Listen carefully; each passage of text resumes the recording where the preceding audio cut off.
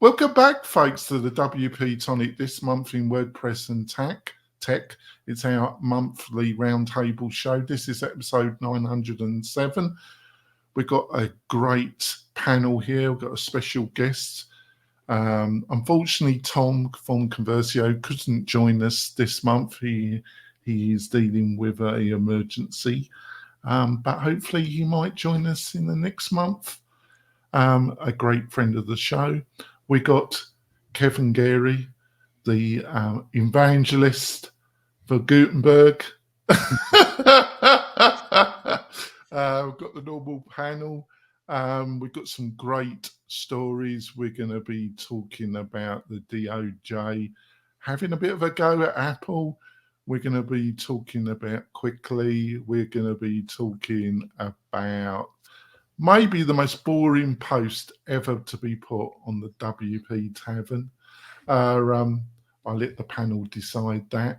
I'm going to let the panel introduce themselves and we'll go straight into the show. So let's start with our guest, Kevin. Kevin, would you like to introduce yourself? Sure. My name is Kevin Geary. I'm the founder of Automatic CSS and a product called Frames. And I have a group for agency owners. I think we're over like 1,500 agency owners now.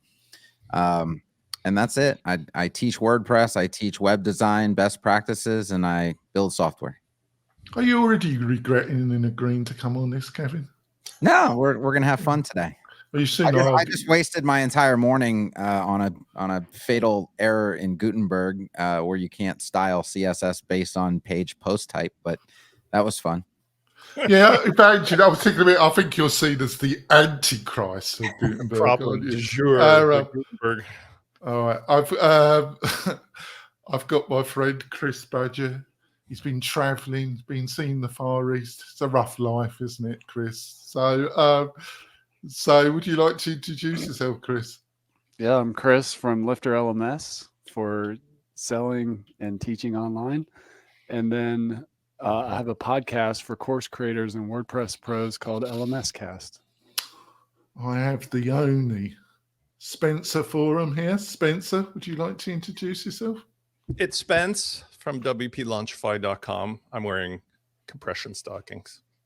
Yeah, it's too much detail too early in the morning, really. But there we go. Kurt, my beloved co-host. Kurt, would you like to introduce yourself? Yeah, my name is Kurt Von Annen. I'm not wearing any compression socks at all. And I own a company called Mañana No Mas, focused largely on membership and learning websites. That's fantastic. Hopefully maybe Heather will join us. I didn't realize last month, beloved panel, she was in Antarctica. She was broadcast. It's the only guest I've had on the show that's actually joined us live from Antarctica. Yeah, she was actually looking out the mirror at her fans, her penguin fans. So there we go. So let's go straight into it. So, before that, I've got the most important part of the show, folks. I've got a couple messages from our sponsors, our beloved sponsors. We will be back in a few moments, folks.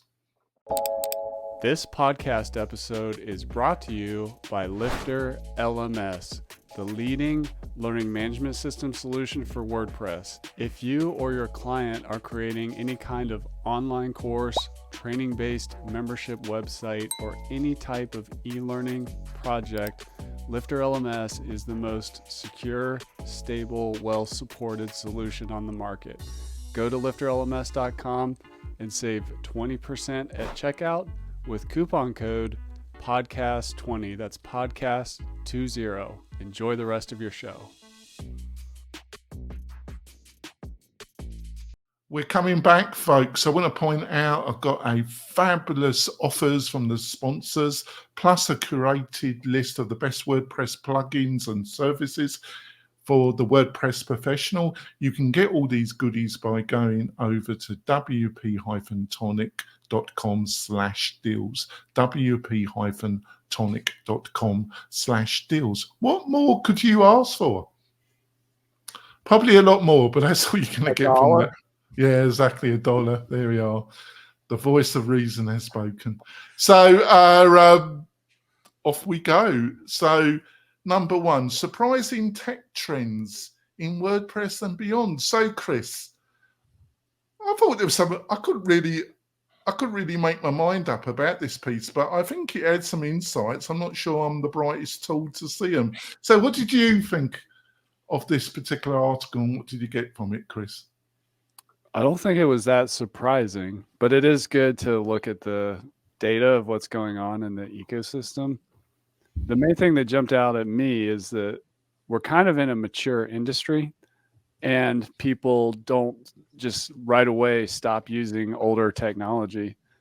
So I always find it interesting how many people are using old versions of PHP and WordPress and really any tool, but technological change is always slow. It's not fast. So it looks, and there's so many competitors now for CMSs and all the different categories of tools. It's sort of like peak tech, but what I see in this data is also population demographics. So if the world of people is not growing super fast, technology is like really saturated. And yes, there are new people coming online and using tools, but we don't have the explosive population growth. In some countries, population sizes are declining. So there's only so many people to use so many tools. And it just looks to me, if you look at the business life cycle, like we're kind of toppy with a lot of the technology listed in this article, which means that it's just, in terms of up and to the right growth, like WordPress already has 46% of the internet.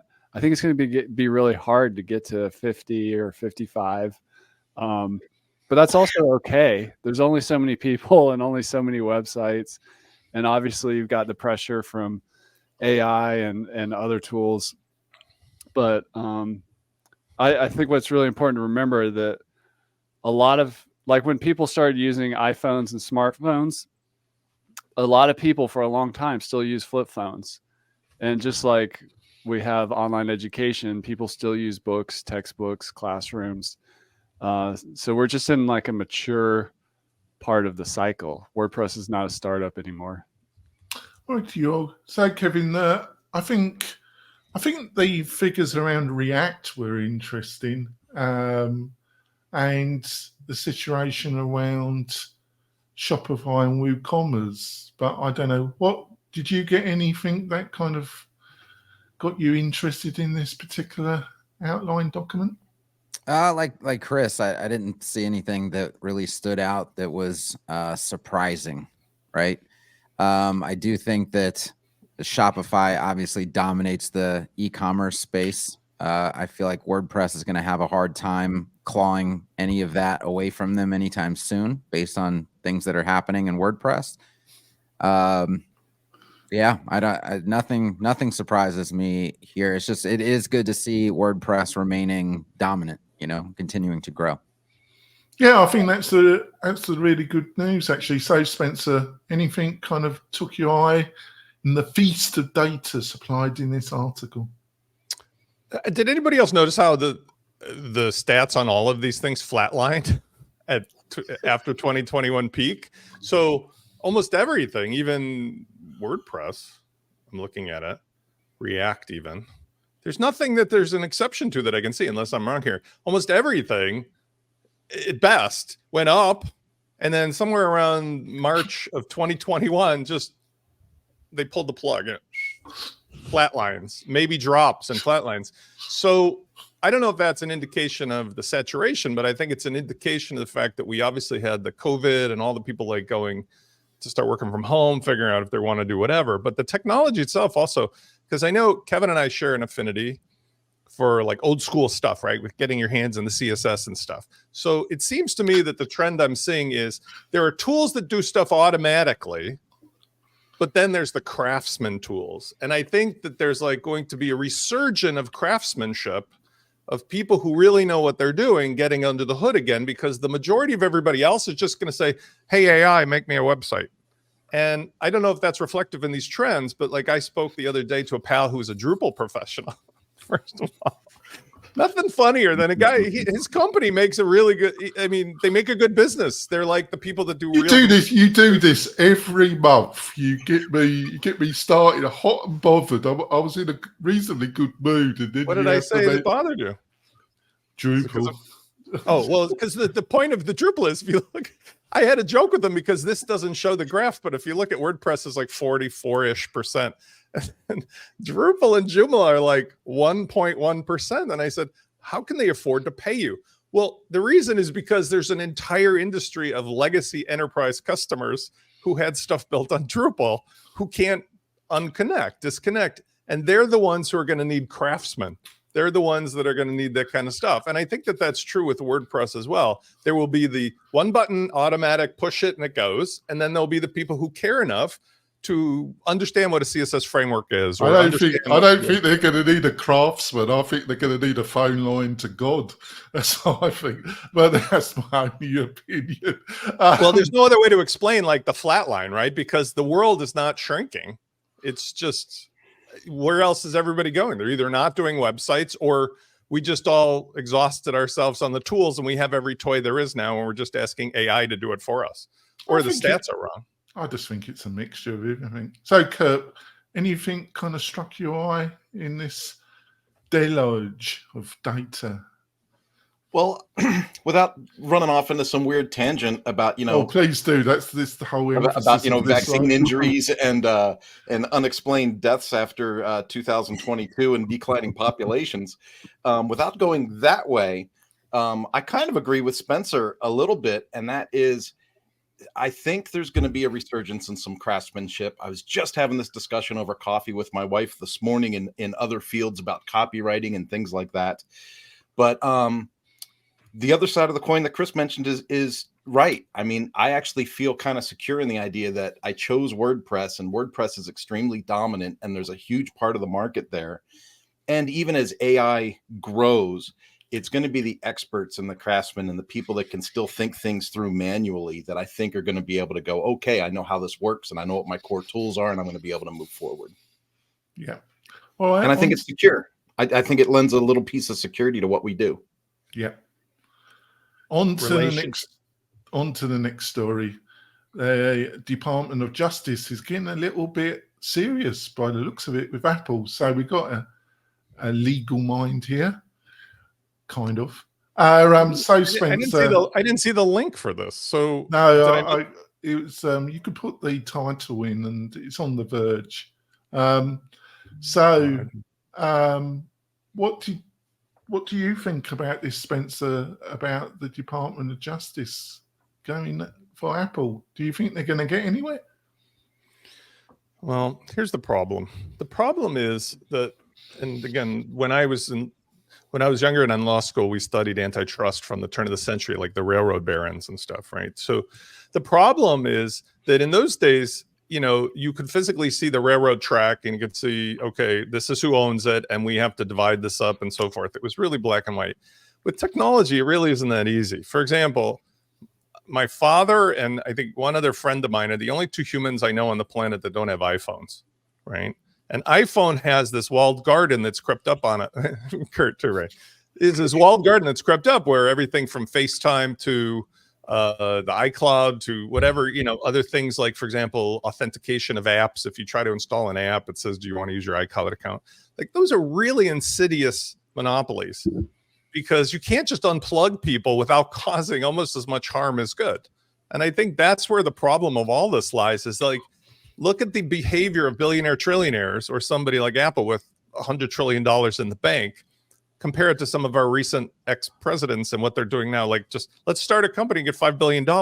Like, they have so much money, they can crush any resistance from the DOJ or whomever. They can just outspend, outlast, outmaneuver it. That's my concern. I mean, if we even care, to be honest, because Jack Arturo was commenting on Twitter this morning about something about Vulture made some comment that, all your data is ours, but it was an old statement. And Jack said what I felt, which was like, do you really care at this point? Like, do you think that anybody's not scraping every single thing you've ever put on the internet? And I think that's kind of what a lot of people feel. Yeah, so Kevin, I've got such mixed feelings about this because I think I've just listened to a few commentary podcasts that I trust, and I think there's some aspects of the case that has traction, but there's other bits which I think they're going to find it hard work to persuade a judge to go along with it. So do you think this is just going to end up in this kind of pre-court settlement scenario? I'd imagine so, but who knows? What's your own feelings about this, Kevin? I don't know. My feeling is if you're going to tell me a crime has been committed, like, you have to show me a victim, and who is the victim of Apple in this scenario? Has this been outlined yet? You know, where has Apple hurt somebody? Well, I think the only area where I think there's two areas where they've got some tricky territory, but you might be totally right.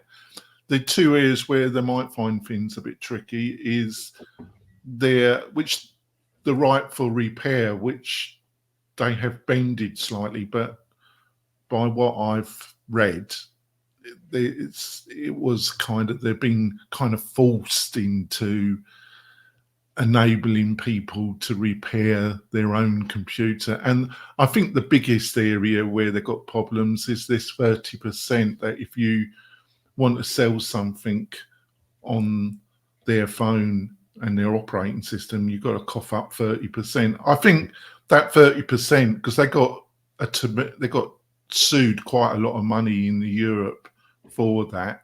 1 days of profit, I actually think, for Apple.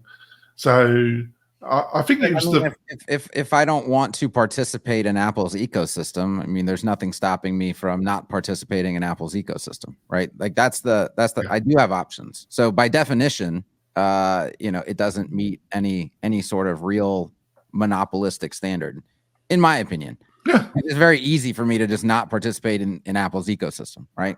And if I do want to participate in Apple's ecosystem, then I guess I have to, it's their ecosystem. So if they want to do 30% on apps or whatnot, then that's what you're agreeing to do by being in the ecosystem. But there are other ecosystems. So, again, to me, it's, show me on the doll where Apple hurts you. It's like, it's your choice to do it or not do it. So, Spence, you wanted to say I just want to add something. I agree with Kevin's principle, but the rules that the Department of Justice are following, these antitrust acts, don't look for victims. What they look for is a government control or regulation of a marketplace where one party has so much of a monopoly that it essentially prevents any competition from happening. And so your principle is correct, but let's say 99% of people said, F it, I don't care, I'm going to use Apple or not.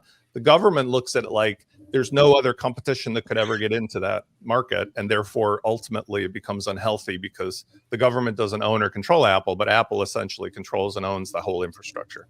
So I think that's not like I disagree with you, but like at the same time, well, I find antitrust lawsuits just funny in general because the government is the #1 monopoly in the United States. Well, like they are the thing that they're like, no, we should protect everybody from that except for us. Like, definitely don't worry about us. I mean, look at the banking industry. I mean, if you look at like what's the Federal Reserve Bank? We, the United States, and all our assets borrow money from a privately held bank to lend out at interest to everybody. Like, where did that come from? It's a problem. But that's a whole different topic, isn't it? Because it is. They like what they control. They don't like it. They also like the government is also responsible for the vast majority of monopolies that have happened in the past, like through their own regulations. So I look at it as like, you're asking a problem causer to come in and like solve the issue, right? That's never going to happen. So, Chris, what's your take on this, Chris? It reminds me of like WordPress versus SaaS in a way. And one of the differences here, like you can choose if you want something more open, go to WordPress. If you want something more open, go to Google and Android. But if you want the walled garden, go with the SaaS or go with Apple. I think the nuance here is that there's a lot of different content SaaS companies out there, but there's only one Apple. And so but they do have a competitor with Google. It's different. The model's different, but it is another option. So I think for me, it's not, I don't have a problem with Apple being what it is and letting the consumer vote with their dollars and just make their personal choice. Yeah, I think this could have been avoided a bit, but I think under Tim Cook, he's made the company extremely profitable, one of the most profitable enterprises on the planet. But I think under his stewardship, he's just kind of pushed things, and it's kind of led to this. But I don't think the case is. I also agree with Kevin to some degree. It's the whole totality of what they've outlined. I think they're going to have some problems, but I'm not a legal expert. So, Kurt, what's your thoughts about this? Do you think there's any traction in this, or do you sense that they're going to have some problems if it gets in front of a court? I don't think they care if they have problems personally, Jonathan. I think the whole thing really is just a distraction for us. Like, the government wants a little extra change in their pockets. They go after someone like Facebook or Google or Apple. They say, whatever the fine is, pay it. It's done. I mean, we're talking about a company whose cost of production for an iPhone is like $10, and then they sell it to people that camp outside overnight for $1,500. I mean, money's just, it's irrelevant at this point. And I think it's about, they're looking for public perception, and they're looking to see like activity happen in headlines. But I don't think in the end it's going to change anything. I think it just perpetuates, and they just keep the story going. Yeah, but I think, I totally understand where you're coming from, and I agree. But what happened to Microsoft and their problems with the DOJ did really affect Microsoft. Had long-term consequences for Microsoft. Obviously, they've recovered from those consequences, but for a period of time, it did affect their bottom line and what they could get up to. But it would just be interesting to see, won't it? So on we go. Well, you bring up an interesting point, though, Jonathan. I think we can all remember running down to Best Buy or Circuit City or whatever store's out of business now, and paying $5,000 or $7,000 for some cool computer, and we brought it home and it did nothing. Like, you turned it on and it did nothing. It had nothing in it, and people weren't happy, right? And now you have all these gadgets that come to us that are loaded with all these toys and features, and you can do something with it when you take it out of the box. So I don't think people are pissed about that. They're getting what people get, what they want. And if these exorbitant companies with their profits have to kick in a couple billion here or there to make Uncle Sam happy in the process, I think that's just the way it's going to be. Yeah. On we go. On to the next story. Cwicly is done. Here's what the community has to say about it. This was a surprising event that happened at the beginning of the month. Cwicly and its founder, Louis decided to shut the business down. So, Kevin, you've had a bit of time to reflect. I know you had an interview with Louis, which was really interesting. So you've had a little bit of time to think about, because you made a very public statement on, which I thought was well thought out, Kevin. So have you had any time to think about some of the things that you stated on your blog and publicly? No, I mean, I don't think I contributed in any way to that. I mean, it is what it is. We don't know to this point, the real reason. The stated reasons for Cwicly shutting down don't make sense.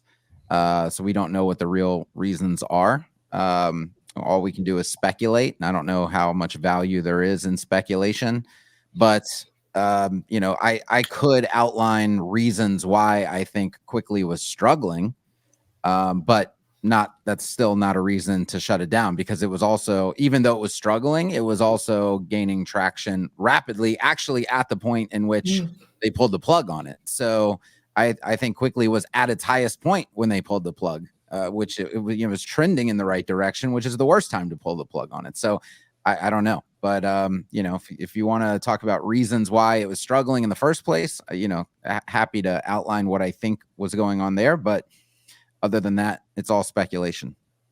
Yeah, I think, you know, I like to talk about that discussion you had online with him, because I watched it and it was very similar. I recently had Jamie on my podcast and it was a bit spicy, but it was a respectful conversation. And Kirk, I think, found it interesting, didn't you, Kirk? That's my co-host. I think your discussion with Louis, I think you were extremely respectful. And I just sensed watching the interview, he was extremely frustrated. And of course, it's his second language, isn't it? You know, he's fluent, unlike me. I think his native language is French and English is his second language. And he's very fluent in it, but it is his second language. But I just felt he was just very frustrated. Would you agree with that? Yeah, I would agree. It was a little bit unexpected because, you know, I'd watched him on live streams and such before, and he just seems, you know, he's very calm on most of his, all of his videos. And so, yeah, and I could tell it wasn't a communication thing. It was a philosophical thing, you know, and no doubt, like he put just a tremendous amount of work into that Tailwind integration, like an insane amount of work. And if you put that amount of work into something and then somebody else doesn't really understand the vision for it or pushes back on the vision for it. But I mean, objectively, again, we get into this of like the decisions made and why Cwicly was struggling. Objectively, I don't think that the Tailwind integration was a good thing to put that kind of, you know, money and time and attention into in the first place, just like a few of Cwicly's other features and UX decisions and things like that. And I think if you have a struggling platform and you put that much into a single feature set, and then maybe, you know, it doesn't get the reception that you would hope for, you get very dejected. I don't know. Again, all we can do is speculate. But I think that just going the Tailwind route was a gigantic risk. And when I called that a 2% feature, I called it a 2% feature because I legitimately feel like, and I think it's fairly objective, that about 2% of Cwicly's users would get value out of that. Everybody else would be in, you know, a decision-making mode of like, do I use this? Do I not use this? Which now creates another onboarding issue for Cwicly's, and Cwicly already had a series of onboarding issues. So we're just layering yet another major one on top of that. It just, you know, if I was advising, I would have just said, no, like the Tailwind integration thing, you know, entertain that later, not now. Like Cwicly has some bigger issues to deal with now. So Kirk, have you got any thoughts on this? I never used Cwicly. So it was one of those where it was like, hey, Cwicly's closing down. And I was like, oh, that's a shame. But when you look at what it does to the ecosystem, what it does to the community, and you see people's reactions to it, that to me kind of got me keyed in a little bit more. I hate to see a tool that was successful. I mean, how do we rate successful, right? Just like Kevin said, it seemed to me that they were trending the right way. And so when it shut down, I was surprised. But thank goodness it didn't affect my agency. We weren't using it. Yeah. So Spence, got any thoughts about this? First of all, I wanted to say, not that he needs to hear another pat on the back because I'm already his pal, I think, but like, I really appreciated how Kevin handled the situation, because I think that all that any of us can ever do as human beings in the business world is to take responsibility for what we've said and done and own it. And that's why I appreciated his offering and his gestures that didn't need to be done, because I think that went a long way towards further establishing what's already good credibility that you've got in the community, Kevin. I appreciate that. As far as Cwicly itself, I think I heard something on the My First Million podcast. Sean Perry was indicating this is a formula for why solopreneurs, entrepreneurs succeed or fail sometimes. It's one thing to give 10 out of 10 effort to an idea, but you need a 10 out of 10 idea to apply it to. So if you've got something, even if it's trending upwards, that's like a 2 out of 10 or 3 out of 10 for potential or hassle or the politics of dealing with all these ungrateful bastards in the WordPress community, 10 out of 10 effort isn't going to win. And you reach a point where you probably say, like, I'm just going to go get a job, or I'm going to go do something else. And my suspicion after having many do-overs in WordPress and otherwise is that that might be at the heart of this. And we've seen it from famous people in our community like Pippin Williamson, who's admitted like he had a multi-million-dollar business, and now Kurt is drinking with him. He decided to sell out because he'd rather do something else with his time, his frustration, and now he brews beer and hangs out with Kurt, and it's a better match. So I think that that's the underlying thing here, is that I know many other creators, and we've all gotten together and word camps and talked about it, who have really successful businesses, 7 figures and up sometimes. And they're like, there's got to be more to do than this. So especially with the page builder community being so intense with a few big companies and a few big things, it doesn't seem unreasonable. Now, as far as him checking out, like, it's like Seinfeld last season, you know what I mean? It's like, are they going to make another season? No, because it can't get any better. And you're not going to come back once you've decided to leave. That's it. Yeah, I think you made some good points. So, Chris, I think Louis got some criticism about the way it was closed down, but I think the people that were criticising, I'm going to be careful in how I word this, maybe not. I think they're a bit, when it comes to business, they're a bit naive. You know, it's a small company, it's a new product, you go for the ride. Should you be totally committed to building out large websites on a kind of quasi new platform? I wouldn't be so eager myself, but I am a little bit, which is going to surprise Kurt. I'm a bit conservative about all this. What's your own, because you know you're there, you've built a business as a co-founder, you've got the arrows in your back and you've had to pull them out, Chris. You got any insights maybe why Louis just thought, sod it, I'm off? Well, first I'll say there are a lot of critics on the internet. So you don't say, Chris. And there's are you talking about the certain fan base that love me so much, Chris? That's just part of doing business in public, and especially on the internet. And a lot of people have a lot of ideas and stuff. I didn't follow Cwicly closely, but I'm left with the question of like, why didn't they sell? And I know I've seen many founders go through it where it's not working. They actually have an asset they can sell. Maybe somebody else has different ideas and can do something with it. But I would pose that question, and maybe Kevin, you might have this answer from your interview, which I'd like to watch with Louis, but why didn't he sell? And somebody else pick up the baton and do their thing, even one of his customers or users. Why shut it down? Yeah, we can only speculate, but you know, Cwicly was a product built by him and his family, and I think he saw it as like his baby, most likely. And what it felt like, given the announcement and all of that, was like, if I can't run it, nobody's gonna run it. You know, it's like I'm just gonna kill it, right? It's like, and we don't know why the reaction was the way that it was, really. But if he felt like nobody appreciates it or not enough people appreciate it, then like, I'm not just going to sell it and let somebody else do something else to it. Like, I'm just going to kill it. I don't think he needed the money. I don't think he needed anything that was behind it. It was a passion project. That's, if I had to guess, that's the thing. So, you know, if he needed the money, then he probably would have tried to sell it, but I don't think he does. Wow. Put a lot of work into it, though, isn't he? But there we go. Yeah. Who knows? Well, we're going to go. I wish him well, though. He seems a great guy to me. I hope he will gather the wagons, and when he feels a bit more enthusiasm, I hope he doesn't totally leave the WordPress space, because that would be sad, really, wouldn't it? But I wish him well.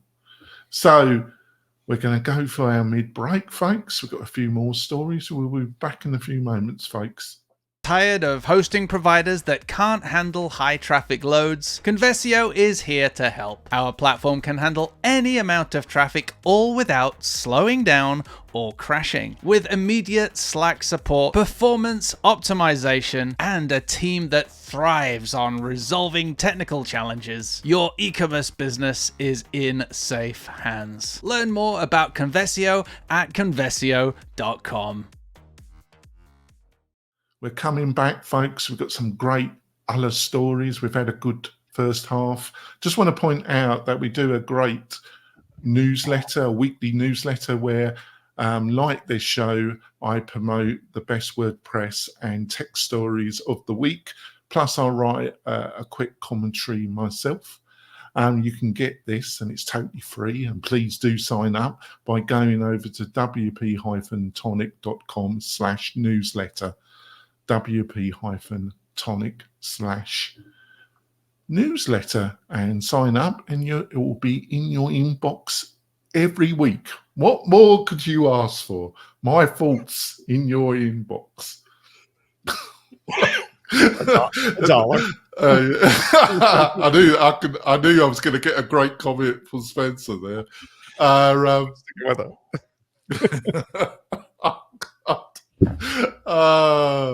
we go.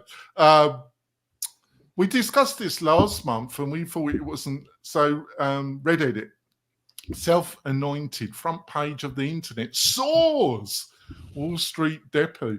We thought Heather, who joined us and unfortunately couldn't join us this month, but she joined us last month from Antarctica, which was very impressive.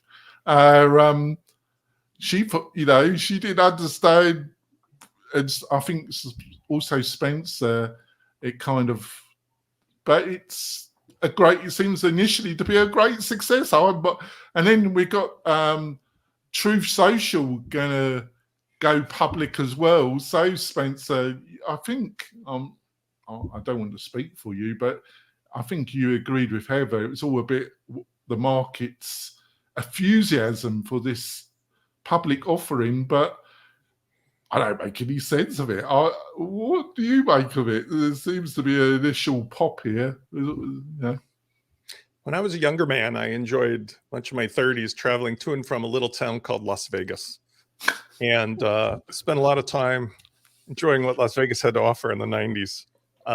And part of that was the notion that when in Vegas, everything was different than in the real world. I used to call it like, I'd get to the airport and I'd say, I'm on Vegas time, Vegas budget, because now things are a little different, but like literally because you could gamble and because those days they would comp me and so forth, I could go to Vegas and do things that I didn't record, or thank God there weren't smartphones at the time, because I knew that it was a net gain of finances or whatever, memories. Now, the stock market and all of the recent trends of things like NFTs and cryptocurrency and the blah, blah, blah, blah, blah. These are all examples of the real world Las Vegas, where there's a subset of people in the world who have the capital or the desire or live in Silicon Valley, where they got to get their payday. And so that's how it is that Alexis Ohanian, who's now 40 and started this when I think it was like 24 or something, finally get their payday, that something that loses $700 million is suddenly worth billions. It's because people just want to bet on the roulette wheel, on the crap table of this, make their money and get the hell out. And that's what will happen here, because there has to be somebody. The only exception to this rule recently might be something like Twitter, which wasn't because of an IPO, but it's because like Elon Musk is a singular human being who could throw $40 billion at something that's a loser and end up maybe making it into something. But no mortals are going to do that. We saw that with Yahoo, with Marissa Mayer. We've seen this so many times. We saw it with that company Color, that the dude took in like $500 million and flushed it down the toilet on a weekend and nobody held him accountable. So that's my thought. My thought is that this is just people who have money to invest, hyping it up, making a shit ton of money, and then they're going to get the hell out. Now, I use Reddit every day. I love it for a resource. But no way do I think it's worth that. I mean, you could go to a free blog to get the same info if enough people showed up. Yeah, Chris, I don't totally disagree with Spencer, but I think one of the drivers here is the data set, and through artificial intelligence, obviously, I think these social networks, one of the reasons, I think it is a classical pump and dump of a public offering. There's a POP, and it's underwritten by normally a commercial bank, and this isn't unusual, but I think the other driver is the data set and the possibility of actually making some real money from these social platforms. What do you reckon of what I've just outlined, or do you think it's just like what Spencer said, it's just gambling, basically? I think the data set is the main event here. So whoever's like, that's, I think, an obvious next play is licensing of the data to feed the language models this large user site with a huge history of conversations with real humans talking about issues to train models. In terms of the pump and dump, I don't know, but in the future, whether it's Facebook or Reddit or Twitter or Gmail or Google, they have all this real human conversation, and that's how you train great models. So what do you reckon? Can I add something to what Chris said, please? Sorry. One of the things that's different about Reddit, unlike Quora has been infested with bots. Reddit is not bots, but keep in mind the nature of the type of people who like to consume Reddit. They're very snarky, anti-marketing. They have antibiotics in their system for marketing. So like to take the data and feed it into AI would be really disruptive to an algorithm of saying this is how people think and talk. But it's real human data. It's real. There's so much I could remark about that. So I'm just going to throw it over to Kevin, because I've had criticism that I talk too much in this monthly show. So Kevin, do you think? So what Spencer says is if they use Reddit as a data model, God help us. So what do you reckon, Kevin? Yeah. I could see that actually. I could see the value in that for data modeling, for sure. It's ugly vision, isn't it? It's ugly vision, isn't it? Yeah, it would end up being unfortunate data modeling, but it is data modeling nonetheless. If I liked Reddit, I could probably give you a reason for this valuation, but I don't. And if Spencer if Spencer likes it and thinks it's gambling, then I've just got to agree that it's got to be. If it's not data, then it's got to be gambling, because I just think it's a terrible platform and terrible experience. And so I don't see the value in it for sure.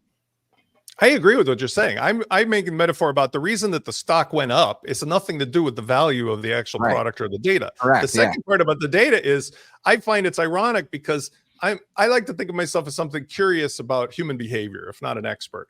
And the behavior on Reddit is distinctly unique. Like if you put an ad in Reddit, because they do offer ads, good luck. You might as well just throw your money out the car, because nobody is going to respond to it. Whereas if you go into Facebook, somebody might actually be the type of person who responds. It's the only platform that can make advertising on X look logical, isn't it? The thing with the what we were talking about with the quality of the data, that I guess is the fundamental problem, is do people on Reddit behave on Reddit differently than they behave elsewhere? And I do hope so, Kevin, because we're in big trouble if we're not. So really, you're getting people's like pseudo personality, or this like anonymous personality, where it's I think you're seeing too much in it. I think it's called whiskey, Kevin. I think it's whiskey that feels red in it. It's the only platform that can make the people on X make them look reasonable, in my opinion. But there we go. I might be disjointed there. I'm gonna let Kurt do the next story, so I'm just going to move on. So don't be upset with me, Kurt. On to the next story, and it's funny how me and Kirk, Kirk's he moderates me, and I was in two minds having this story, but then I thought yes, and then Kirk brought it to my attention. Bluehost announces a new cloud hosting built on WP Cloud. And in my opinion, I thought this was could be the most boring story ever put on WP Tavern. I actually thought this could be, and then Kirk said, people got a little bit upset by this story. So Kirk, can you give an outline of what this is about? But I think it is possibly the most boring story that's ever been published on The author got paid $25 an an hour. So Kirk, That's what Matt's paying for these stories. Yeah, good. Yeah, go on, Kurt. What did you think of this story, Kurt? I love that you called me out on our private conversation there, Jonathan. It wasn't too private, was it? But my thought about this story as I read it was like, you've got to get some arrows, friend. You can't just be my co-host and not get any pay, Kurt. I'm sorry, it's not fair. I was a Bluehost customer for like 16 years. And so I was reading this article. Is that why you got no hair? That's why I got no hair. Oh. And I will say during that 16 years, they did answer my, customer service requests and all those things. I actually had a pretty decent experience until I got that one surprise invoice. But as I read the article, I was like, I thought there was like a contest to be a really good writer for this platform. Like as I read it, I was like, I thought there was like 6 or 7 people vying to work for this and like make original content. And as I'm reading it, I'm like, is it AI? Like who and who is this? And I was like, this reads like a commercial. And I took it in by myself, not angry or overly critical or anything like that. But then I read some of the comments, and then I went to like Twitter and I started looking for comments, and I was like, oh my goodness, this person is getting absolutely killed over this article.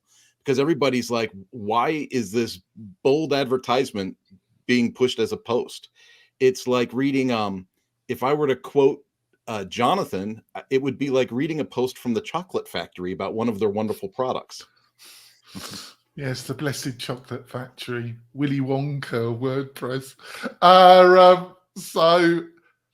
But I think there's a deeper story here, Kevin. It's the bizarre, well, maybe not so bizarre relationship of Automatic with the company behind the beloved Bluehost. They've got the beloved leader has fallen out publicly with the big daddy, but he seems to have a love fest with Bluehost, doesn't he? And Automatic do. So there's a bigger story behind this, isn't there, Kevin? Or would you not? You would disagree? Yeah, well, no, I'm sure. I mean, it's the larger a company gets, and it obviously has partners and friends and all that stuff. And friends, it's all about friends, isn't it, Kevin? Yeah. It's like a politician gets elected and his brother gets the nice next contract. It's just I don't know. It is the way that it is in the world. So I'm a hosting provider, but I don't think I'm going to be promoted on WP Tavern, am I, any day soon? Unlikely. Am I, Kevin? No, Unlikely. very unlikely, isn't it, Kevin?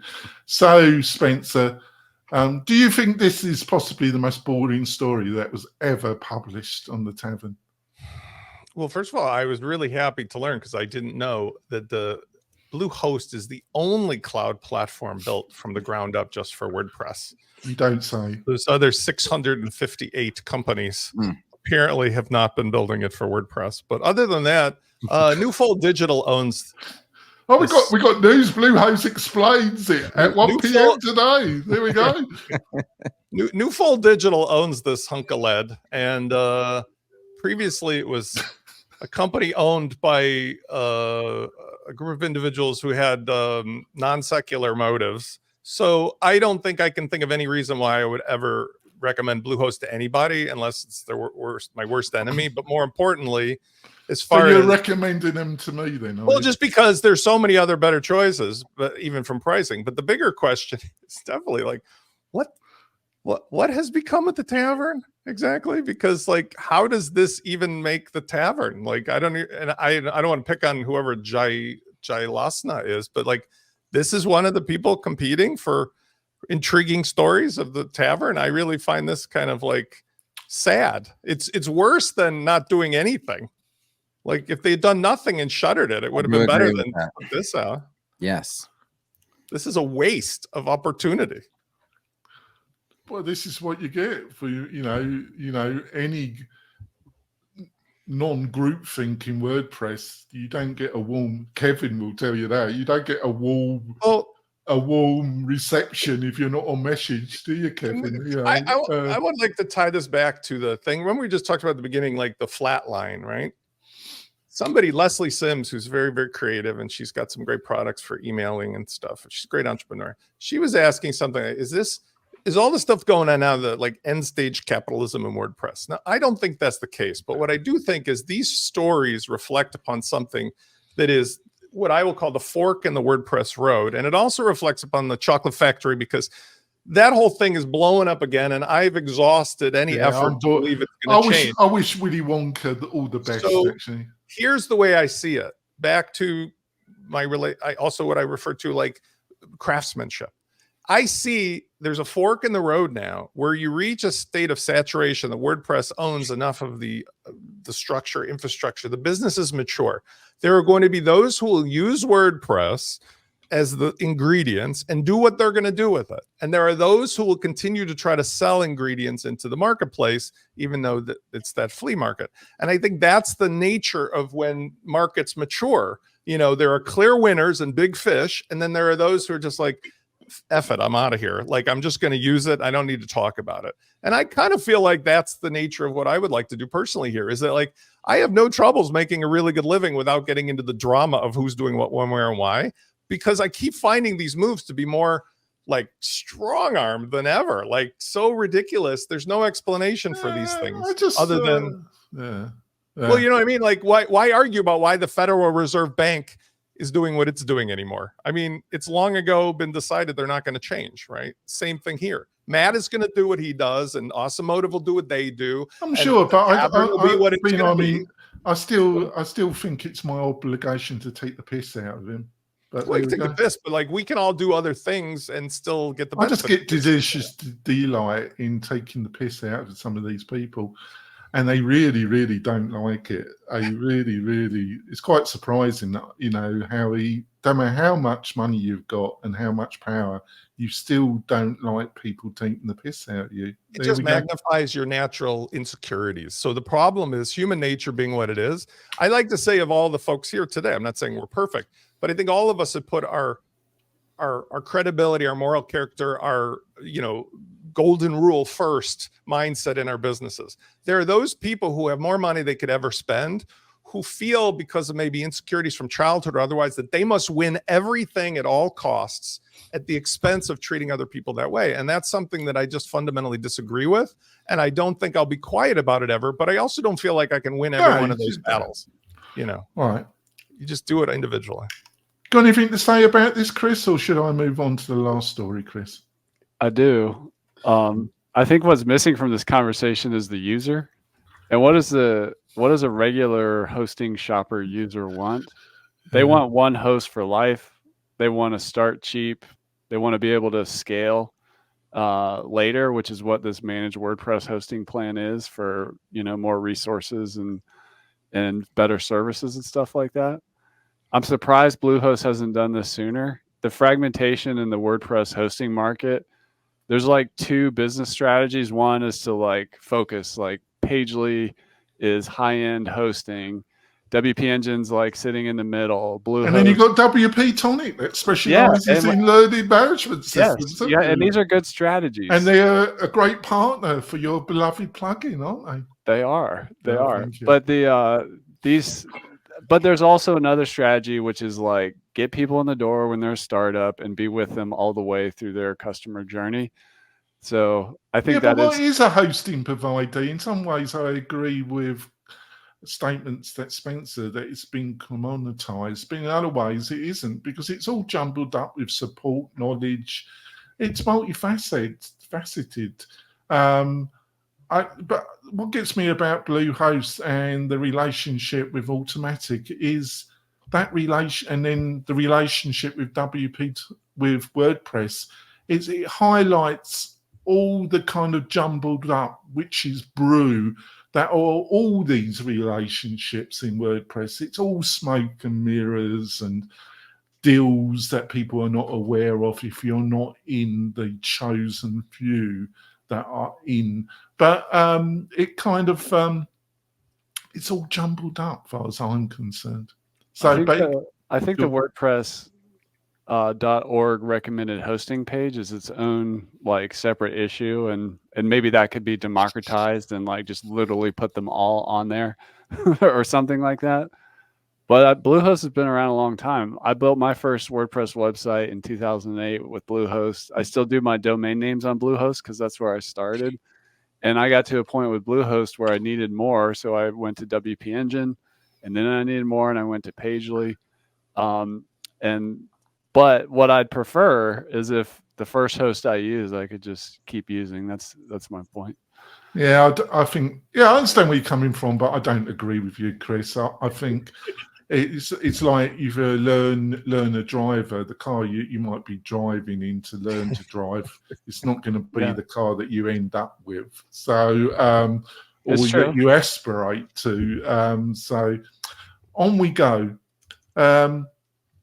I got into web design in the mid to late 90s. That shows you how old I am, folks. And got in as a hobby, and I came across this site, and it kind of influenced CSS-Tricks. And then this story come up, Chris Coyier, who I've interviewed a couple of times. I haven't spoken to him for a long time, though. Great guy.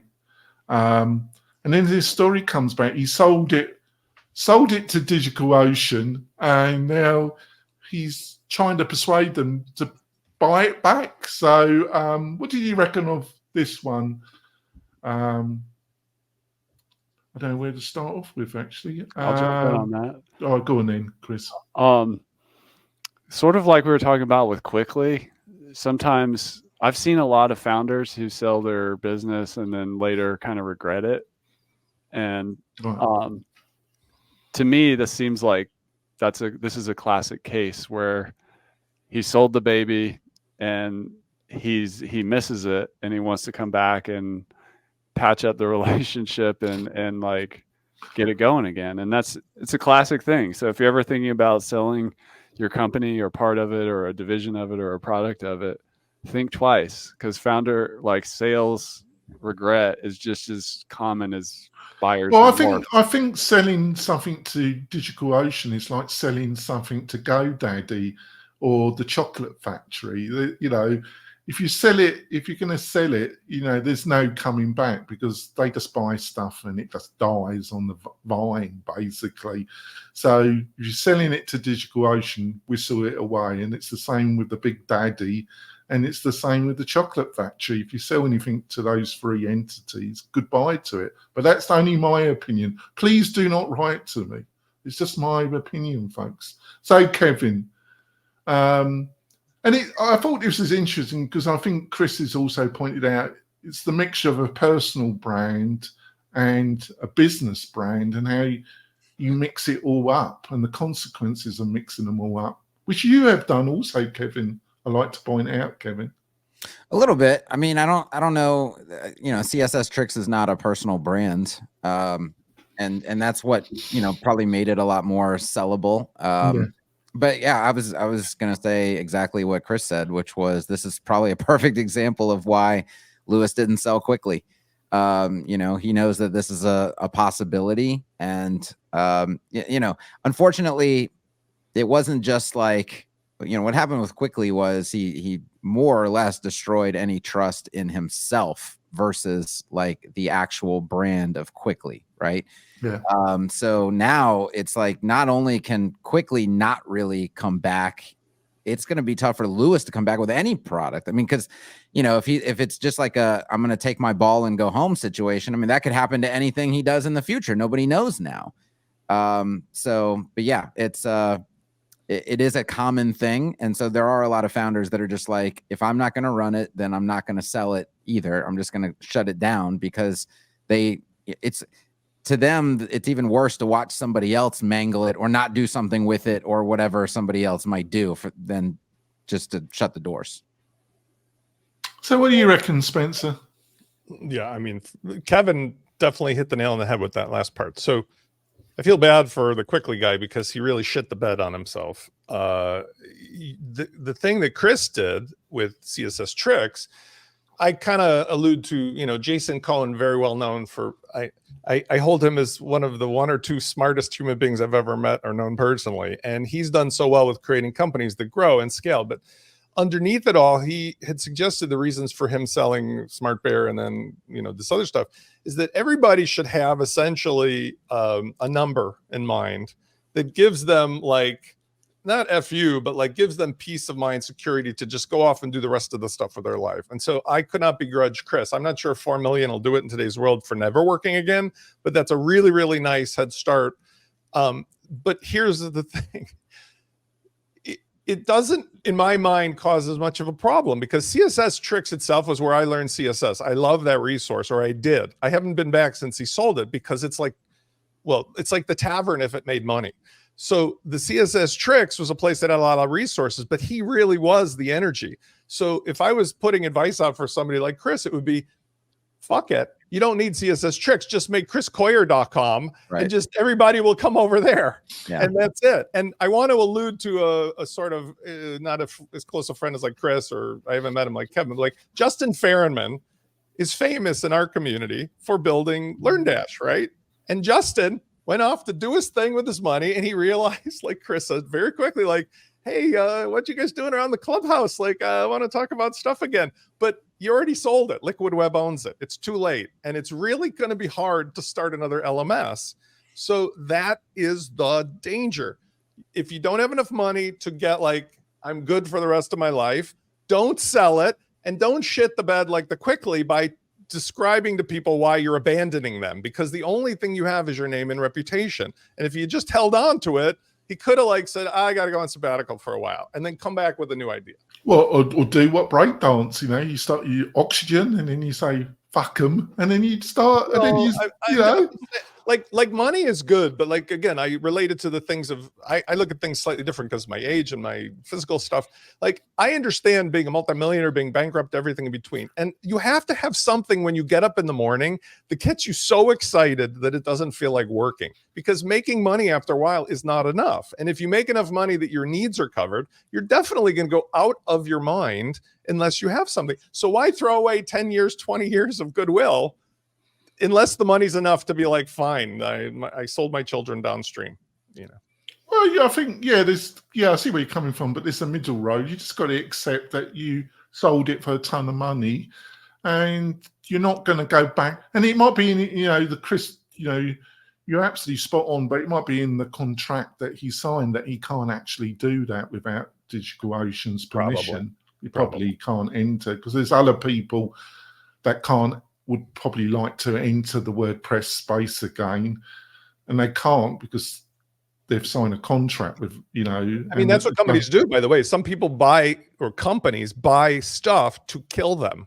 Yeah. I'm not saying DigitalOcean did that because it doesn't make any sense. If you want to buy anything I'm producing, it is their right to sell completely, folks. You can I'm buy saying, it very cheaply. Their right to pay. I'm a cheap digital whore. I'm a cheap digital $4 million and erase the hard drive. I mean, if they wanted, they could take the whole thing offline, or they could sell the data to AI for actual real good data. That would be good data. But like right now, they don't seem that interested because DigitalOcean is making $1 quadrillion with their hosting business, and they do a really good job of it. I mean, I like Cloudways and so forth, but like, this is one of those things that's sitting on a shelf collecting dust versus an entrepreneur like a Chris or Justin or whomever who's really passionate doing it every day. They need somebody passionate.